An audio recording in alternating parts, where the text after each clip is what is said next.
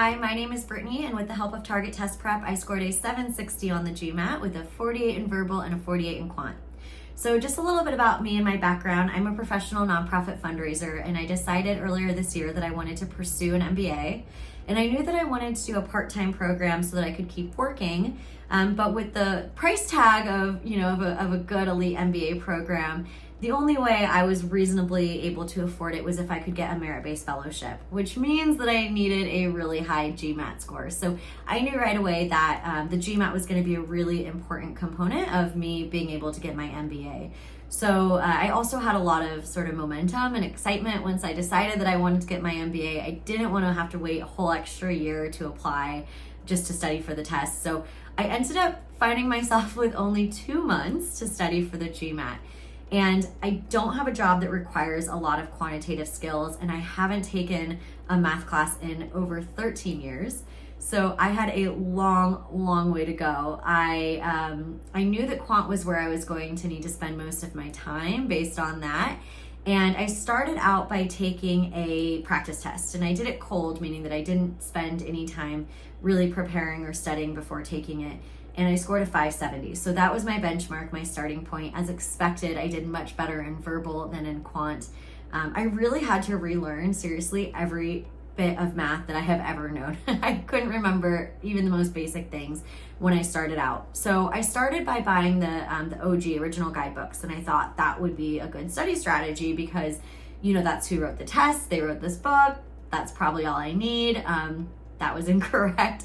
I spent about 2 days trying to study using that book, and it really just didn't work for me. I found that the content that they were teaching was not at the right level for me because I was really far behind and I needed that more foundational knowledge first. And then the way the questions were ordered, they were just kind of jumbled together. They weren't organized by difficulty level or by subject. So I couldn't even really figure out what the question wanted me to do. So I didn't have the time to waste, trying to do that strategy. I needed to sort of speed up the process. So I started looking for courses, and then I found that those were thousands of dollars, very expensive. I didn't want to do that. And then I tried YouTube videos, but you kind of need a syllabus going into a test like this. I didn't know where I was starting from. I didn't know what I needed to learn. And so looking up videos, every time I need to learn something was just not an efficient strategy, based on what I needed.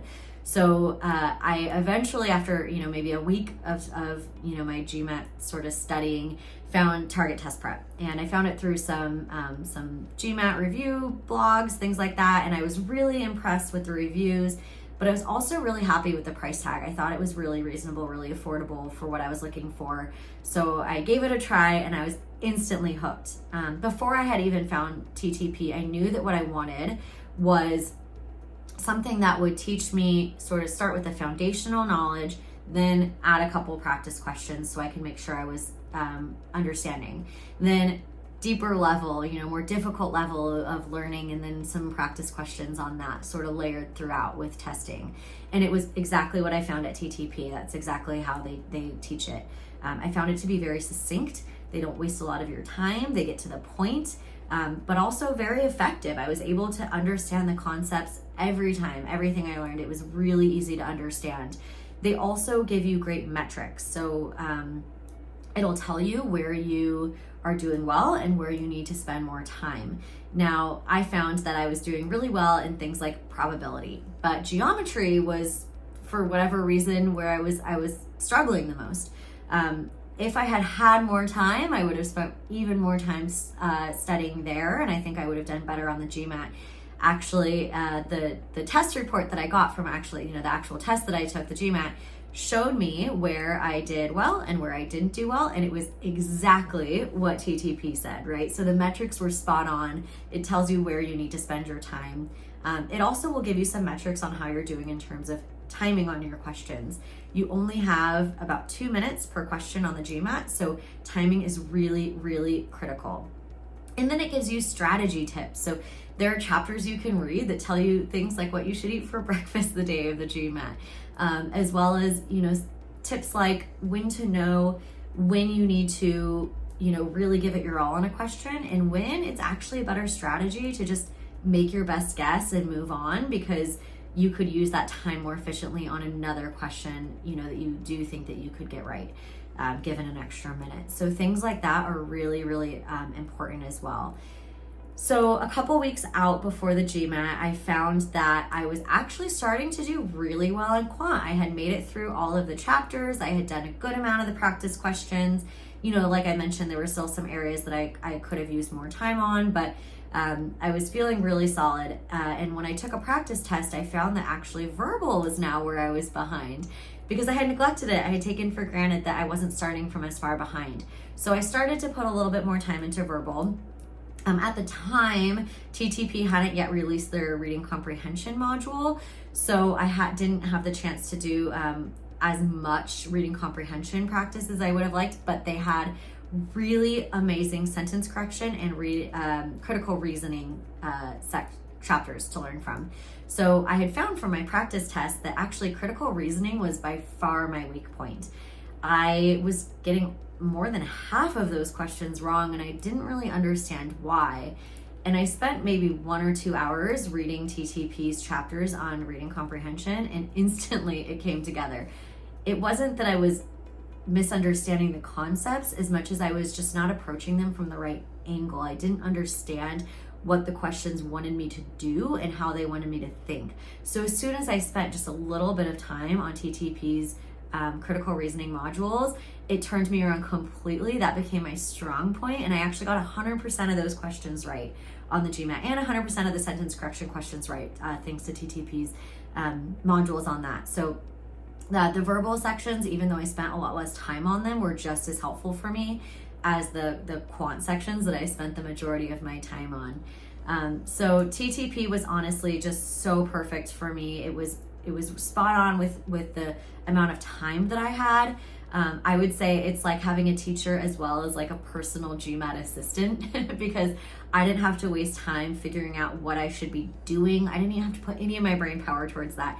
I could just focus on learning the material that I needed to learn and also learning the strategies and the way to approach the questions, which I think is equally as important on the GMAT. So super, super helpful. If you are thinking about taking the GMAT and you're considering TTP, just do it. Seriously. I'm so glad that I did. I do not think that I would have gotten the score that I got without TTP's help. And in fact, I think that if with more time, I could have maybe done even a little bit better.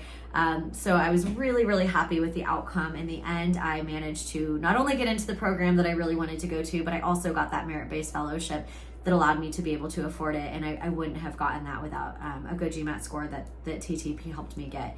So, I'll leave you with just a few pieces of advice. First of all, of course, again, use TTP, but know that you're going to have to put in the time. It's not just something that you can just spend a couple hours a week on and get the score you want in 2 months. I had a short timeline, but pretty much every minute that I wasn't sleeping or working, I was studying for the GMAT. So I put in a lot of hours.